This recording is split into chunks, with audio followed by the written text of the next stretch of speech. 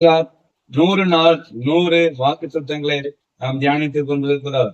இன்றைக்கான வாக்கு தத்துவம் என்னவென்றால், செப்பனியா புஸ்தகம் 3ஆம் அதிகாரம் 15வது வசனம் சொல்லப்பட்டிருக்கு.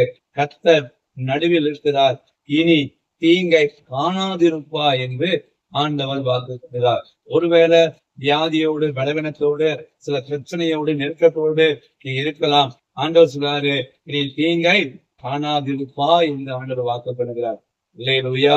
இது காண்கிற எகிப்தினே என்றைக்கும் காண மாட்டாய், உன்னோடு போராடினவர்களை தேடியும் காணாதிருப்பாய் என்று ஆண்டவர் வாக்கு பண்ணாங்க. நமக்கு எதிராய் சாத்தானானவர் அநேக தீங்குகளை கொண்டு வரலாம். மனிதர்கள் வழியாக, நண்பர்கள் வழியாக, உறவினர் வழியாக, சில வியாபாரத்துல, குடும்பத்துல, வேலை செய்ற இடத்துல சில பிரச்சனையை பிசாசு உண்டாக்கலாம். ஆனா கர்த்தர் சொன்னாரு, கலந்தாத மகளே, நான் நடுவிலே இருக்கிறேன், இனி தீங்கை காணாதிருப்பாய், எதுவும் வராது என்று ஆண்டவர் சொல்கிறார். பாருங்க, ஏசப்பா சொல்றாரு, உனக்கு எதிராக யுத்தம் பண்றாங்களா, நான் அவனுங்களை யுத்தம் பண்ணுவேன் ஆண்டவர் சொல்கிறார்.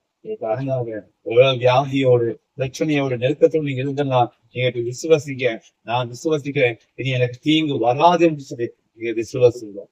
இல்லையா? ஏசப்போட வாக்கு இருக்கு. எதை கண்டு பயப்படாது. உனக்கு நடுவில் கர்த்தர் இருக்கிறார். ஏன்னா நடுவில் அவர் இருக்கிறார் என்றால் எதுவுமே அவரை தாண்டிதான் வரும். ஏன்னா வேதம் சொல்லப்பட்டிருக்கு, உன்னை தொடுகிறவர் அவர் கண்ணின் கருமணியை தொடுகிறானாமா.